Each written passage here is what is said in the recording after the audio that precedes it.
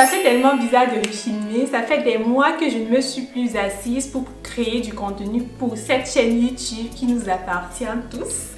Comme je l'avais annoncé, je m'étais absentée et roulement de tambour, Santiche est de retour.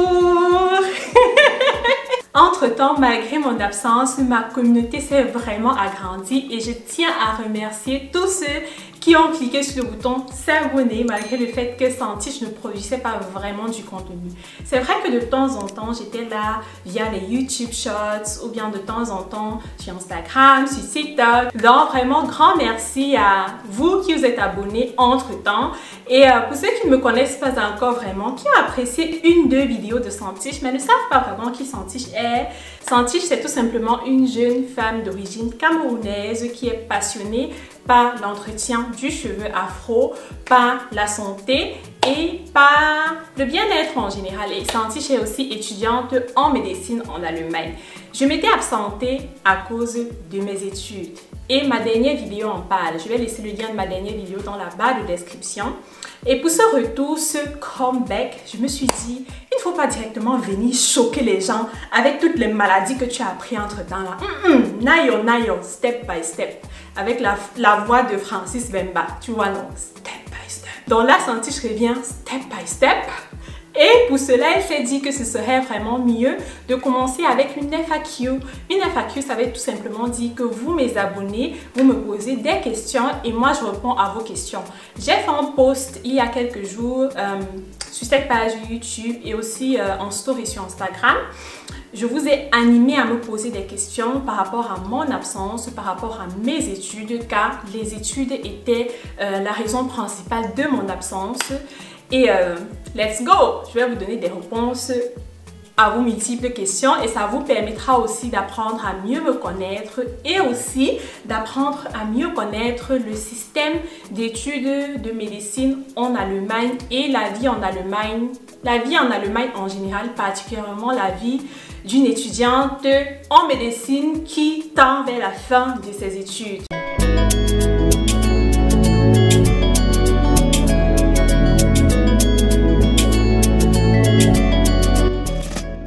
Alors, Santiche, quel âge as-tu?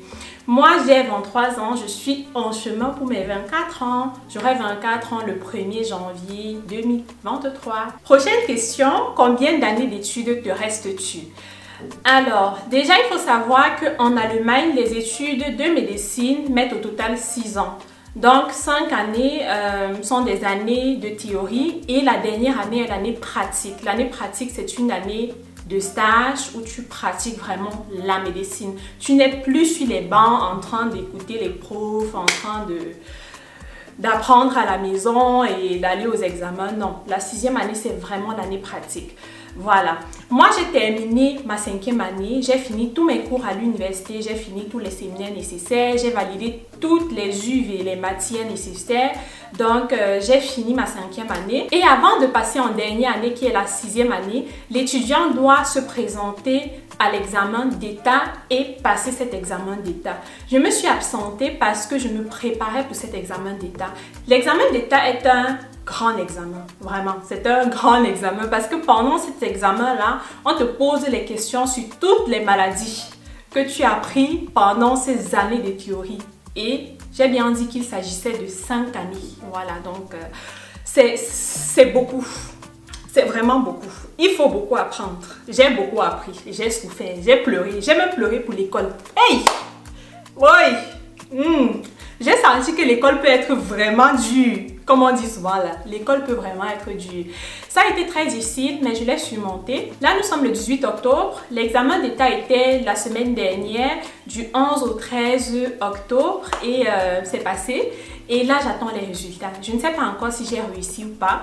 Donc, on pourrait dire que si tout se passe bien, si je réussis l'examen d'État, je passerai en 6e année. Et il me resterait donc 1 an d'études.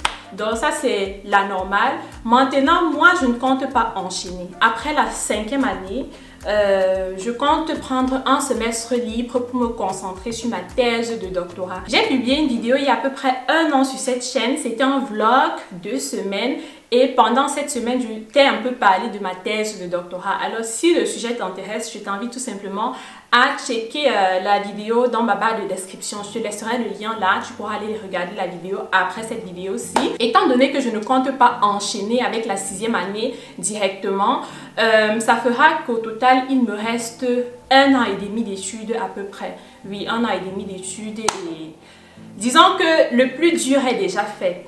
Bon, le plus dur est déjà fait si je passe l'examen d'État. Prochaine question, à quoi sert le concours d'État? Le concours d'État, c'est à stresser les étudiants. Toi, tu penses que ça sert à quoi? Ça sert seulement à stresser les étudiants, à mener les étudiants à se rapprocher de la folie. Tu vois un peu, non? C'est ça l'utilité de ce concours. Non, je blague. Naturellement, c'est difficile, mais ce n'est pas à ça que ça sert. Ça sert tout simplement à évaluer l'étudiant, à évaluer les compétences théoriques de l'étudiant, à se rassurer qu'il a acquis assez de compétences, ou bien disons les compétences nécessaires pour passer en 6e année qui est l'année de stage. Bien que ce soit assez difficile, je veux dire la préparation pour ce concours d'État, je trouve quand même que ce concours a sa place. C'est important d'évaluer l'étudiant et c'est aussi important pour chacun. Moi, personnellement, ça m'a beaucoup aidé. Ça m'a beaucoup aidé niveau concentration. Ça m'a appris à travailler de façon plus systématique. J'espère que c'était français.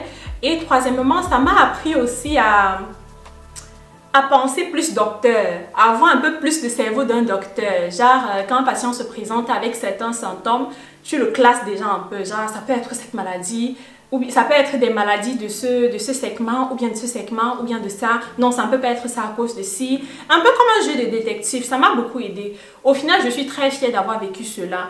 Donc, c'était difficile, mais j'en suis très fière. J'en suis sortie beaucoup plus forte et beaucoup plus intelligente. Où je suis là, il me sens comme Einstein.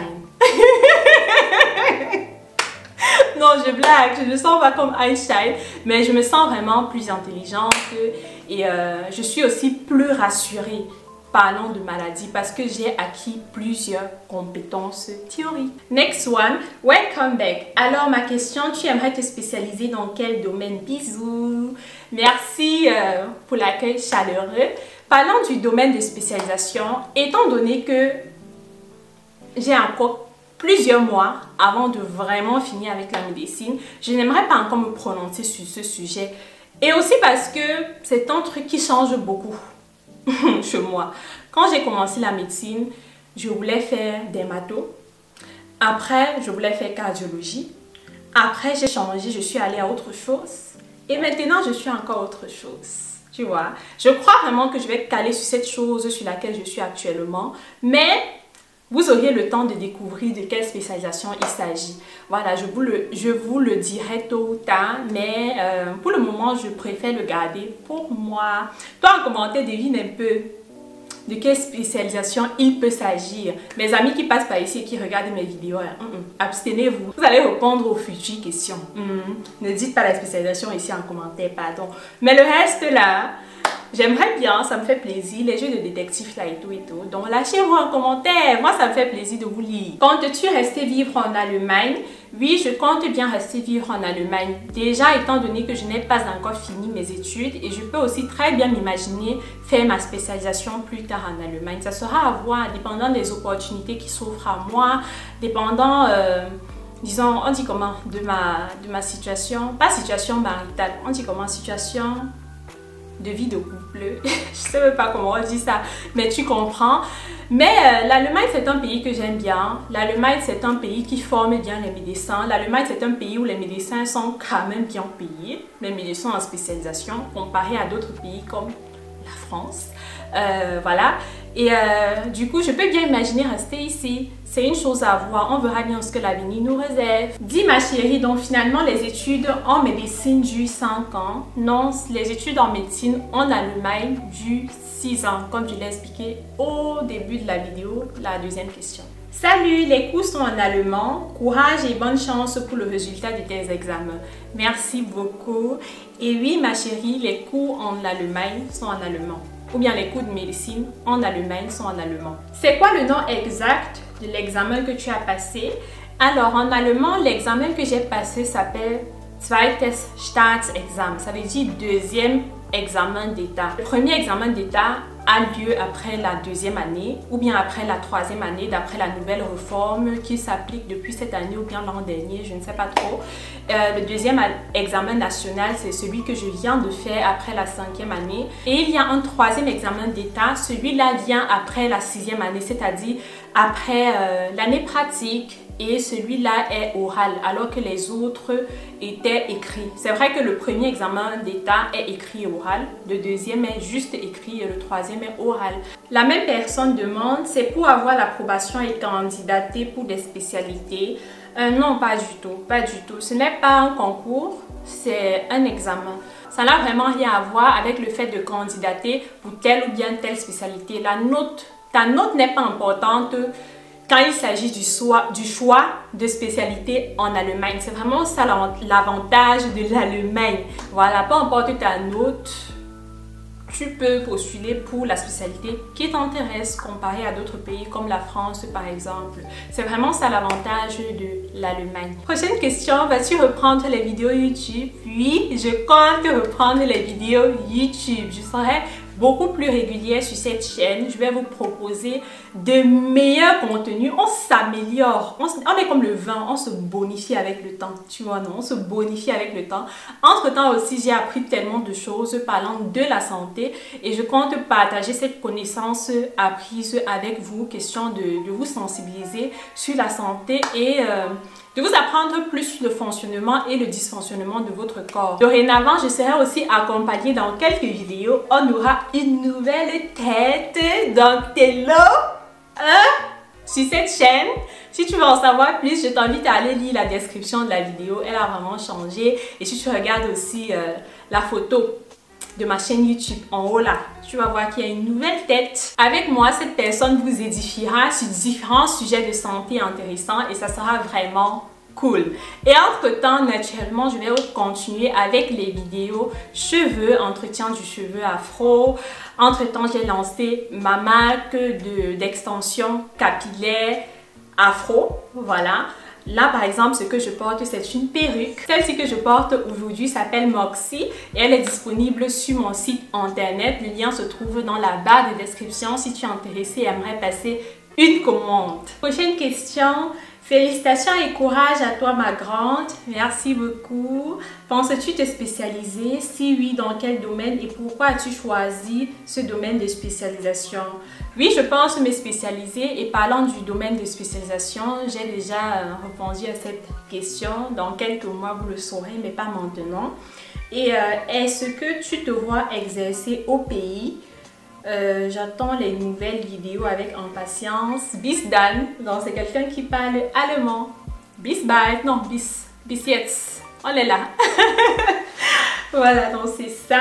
Quant à la dernière question, est-ce que je compte rentrer exercer au pays? Oui, je peux bien imaginer exercer au pays, hein, mais pas maintenant, ça sera plus tard, après ma spécialisation. J'aimerais bien me spécialiser dans un pays européen et plus tard, si le vent m'amène dans un pays africain, why not? Si je vois que je peux aider les gens là-bas et me faire aussi de l'argent et bien vivre, je ne dirais pas non, hein. Pas du tout, je ne dirais vraiment pas non. Je peux bien imaginer cela. Brian m'a dit, bonjour Santi, je t'admire beaucoup et te souhaite le meilleur pour la suite. Merci beaucoup. Je sais que c'est pas du tout évident de faire médecine en Allemagne. J'aimerais savoir quelle était ta note au bac et le niveau de langue qu'il a fallu pour débuter les études. Quant à ma note au bac, il faut savoir qu'on convertit la note du bac dans le système, au système allemand pour quelqu'un qui n'a pas fait un bac allemand. Moi, j'ai eu un bac germanophone et moi, j'ai eu la note de 1,2 au bac. Voilà, et c'est cette note qui m'a permis d'accéder aux études de médecine en Allemagne. Pour des personnes qui ont fait le bac hors de l'Union européenne et qui aimeraient faire des études de médecine en Allemagne, j'ai fait une vidéo avec mon amie Daphné qui est aussi étudiante en médecine en Allemagne et Daphné a fait un bac au Cameroun et dans cette vidéo là elle nous partageait donc ses expériences et ce qu'il faut faire, le chemin à suivre pour pouvoir accéder à une place en médecine en Allemagne. Du coup, je te laisse le lien pour accéder à cette vidéo dans la barre de description. Il y a beaucoup de liens là-bas. Tu as beaucoup à faire. Quand tu finis cette vidéo, si ne va pas ailleurs, reste sur cette chaîne. Il y a beaucoup de contenu pour toi.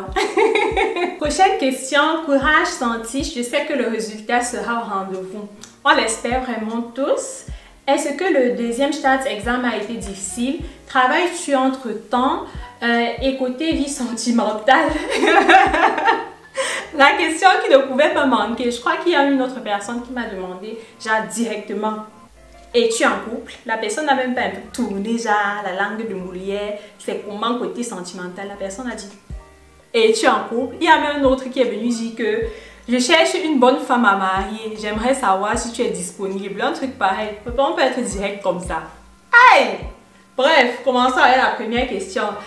Est-ce que le deuxième Staatsexamen a été difficile? Ça a été moins difficile que je le pensais. Je dois avouer que je me suis fait beaucoup plus de pression que nécessaire, mais je ne le regrette pas. Parce que je me dis, sans cette pression, je n'aurais sûrement pas fourni le résultat que j'ai fourni. Du coup, je l'espère que j'ai fourni, le bon résultat que j'ai fourni, je l'espère quoi. Il faut aussi savoir que j'ai commencé les révisions intensifs avec un grand retard, un retard de 20 jours.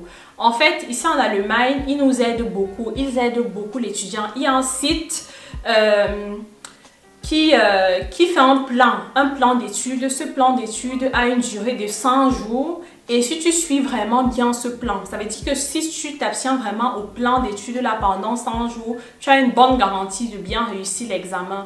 Et moi, au début d'année, naturellement, j'ai pris mon calendrier. J'ai compté 11 octobre, le premier jour d'examen, 100 jours en arrière. Ça veut dire que je devrais commencer au plus tard quel jour. Et j'ai mal compté. Du coup, j'ai fait une grave faute dans mes calculs. Et j'ai commencé 16 jours plus tard. Donc moi, j'étais encore en train de réviser, chill, en me baladant par-ci, par-là, alors que mes camarades étaient déjà à la bibliothèque, étaient déjà chez eux en train de charbonner, du et transpirer. Et quand je m'en suis rendu compte, j'étais choquée. Je n'arrivais pas à le croire. Je me disais, Santiche, comment c'est possible? Est-ce que c'est difficile de faire moins 100? Je n'arrivais pas à le croire que j'ai fait une telle erreur. Mais je n'ai pas abandonné. Je n'ai pas abandonné. Je suis restée persévérante. J'ai eu la foi et je me suis dit, tu n'es pas bête. Assois-toi, le début sera difficile. Donne ton max possible et ça ira. La préparation était vraiment difficile parce que déjà, c'est une phase qui est difficile pour chaque étudiant en médecine. Voilà. Et deuxièmement, parce que j'avais un grand retard. C'était vraiment stressant, mais je l'ai fait. Et vers la fin, je me suis rendu compte que j'ai révisé pas mal de sujets et je me sentais vraiment prête pour l'examen. L'examen en soi était faisable. Il y avait des questions vraiment cadeaux, mais il y avait aussi des questions où tu te demandais, ça sort d'où? Genre, je n'ai jamais appris ça, on ne m'a jamais parlé de ça, tu vois un peu. Mais en gros, je dirais que c'est vraiment faisable. Travaillais-tu entre-temps? Non, entre-temps, je ne travaillais pas. Prochaine question de Odile, une personne qui me suit depuis mes débuts. Vraiment, merci beaucoup pour le soutien. Alors, elle dit, bonjour ma belle Santiche, comment vas-tu depuis? Alors là, je vais bien. Les derniers jours, c'est-à-dire après l'examen, j'étais vraiment KO. J'ai eu des scènes que je n'ai jamais eues dans ma vie. Mais là, vraiment, je retrouve ma force. J'ai beaucoup dormi, j'ai bien mangé, étant donné que là, je suis rentrée chez mes parents. Ma mère me foufoute, elle me prépare de bons plats. Je mange bien, je digère bien, je dors bien. Voilà, ça me fait du bien. Donc, je vais bien. Et dans quel état sont tes cheveux? Mes cheveux sont dans un état ok. Voilà, ok. Je ne les ai pas négligés. Pas du tout. Je faisais toujours mes soins. Prendre soin de mes cheveux était même mon petit plaisir. Genre, quand je prenais soin de mes cheveux, je prenais soin de moi. Je faisais des petits masques, des petits gommages. Moi, c'était un moment de plaisir. Ça me déstressait. Du coup, j'ai pas négligé mes cheveux. Mais j'ai fait plusieurs choses sur mes cheveux que je n'aurais pas dû faire. Il faut vraiment une longue vidéo pour l'expliquer ici, mais j'ai fait trop de bêtises sur mes cheveux, trop de bêtises, trop même. Actuellement là, je n'ai même plus de cheveux marrons, j'ai des cheveux noirs et j'aime le noir étonnamment. Je me suis habituée jusqu'à j'aime bien le noir, je ne compte plus jamais toucher à une autre couleur. Mais je compte aborder le sujet dans une autre vidéo avec beaucoup plus de détails et beaucoup plus de photos. Prochaine question, coucou Santige, welcome back. Merci beaucoup. Très jolie sur la photo, on dirait moi plus jeune. Ce n'est pas la première fois que tu me le dis. J'aimerais bien te voir jeune, donc si tu peux, envoie-moi une photo de toi jeune via Instagram. Naturellement, c'est confidentiel et c'est juste par curiosité, ça m'intéresse vraiment. Comment tu conciliais la préparation de ton examen et l'entretien de tes cheveux? Alors, comme je l'ai dit à la dernière question, pour moi, prendre soin de mes cheveux était vraiment cet échappatoire-là, voilà, ce moment de plaisir, ce moment de détente. Donc, je prenais soin de mes cheveux comme il se doit. Là, je lis une question et je viens de me rendre compte que je n'ai même pas répondu à une question précédente. C'était celle sur ma vie sentimentale. La personne a posé 3 questions. J'ai répondu aux 2 questions, j'ai trop blablaté et j'ai oublié la dernière question. Et c'est là le commentaire dont je vous parlais qui vient de me faire repenser à cela. La personne dit, je veux savoir si tu n'as pas de copain, je cherche une bonne femme à épouser. Le commentaire, ça m'a trop fait rire. La message est tellement direct, genre, sac, pas de zigzag, zigzag, sac, sac, sac. Bon, parlons de vie sentimentale, disons, en gros, sans trop tourner, qu'actuellement, je ne recherche pas de personne avec qui partager ma vie sentimentale. Donc, c'est ça. C'est juste ça que je peux dire sur ce sujet-là. Je ne recherche pas quelqu'un. Je n'ai pas ce besoin. Je n'ai pas d'annonce de recherche et je suis très satisfaite comme je suis et où je suis. Voilà. Je crois que ça dit tout. Là, je vérifie rapidement, mais je crois avoir donné des réponses à toutes les questions que j'ai reçues. Si j'ai loupé ta question, vraiment, excuse-moi pour cela. Ce n'est pas fait exprès et je t'invite à me reposer la question en commentaire. Je vais la répondre, étant donné que ça sera directement dans les commentaires de cette vidéo. J'espère vraiment que vous êtes content de me revoir, que vous êtes aussi content de me revoir comme moi je suis contente de me présenter à nouveau à vous. Et je vous garantis que de sujets de feu vous attendent.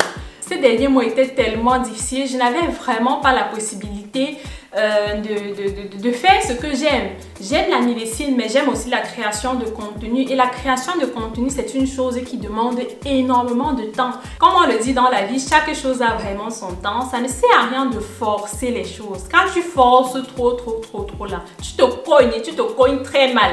J'ai jugé bon que l'année 2022 était une année pendant laquelle je devrais me concentrer pour bien réussir mon examen d'État. L'examen d'État est passé et là, je peux recommencer avec ma deuxième passion qui est la création de contenu.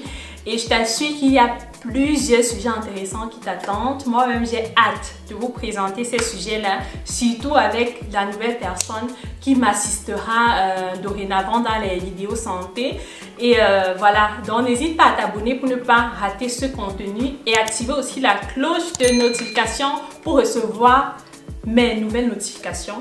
Et tu vois comment j'aime oublier comment on dit ça, non? Avant j'étais fluide, maintenant là je réfléchis, mais ça va revenir. Et n'hésite pas aussi à liker la vidéo, ça me fait vraiment plaisir. Et je t'avoue aussi que ça booste l'algorithme. Tu sais, les réseaux sociaux aussi, ça peut être très stressant.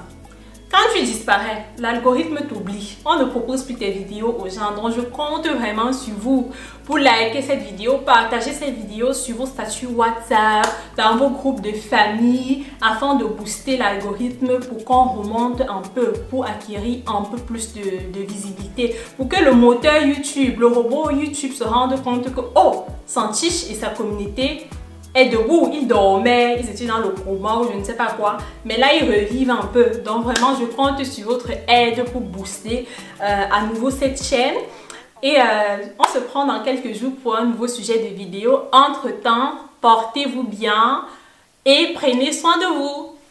Bisous.